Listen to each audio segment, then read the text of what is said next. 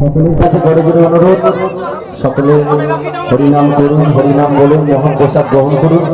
ঠিক সন্ধ্যা 7:30টায় লীলা কীর্তন হবে। সকল ভক্তিমতী মায়েদের কাছে আমার বড় জোরে অনুরোধ, সকলে ঠিক সন্ধ্যা 7:30টার মধ্যে এই মহাপ্রভুর মন্দির প্রাঙ্গণে এসে হাজির হবে। জয় গুরু, রাধে শ্যাম।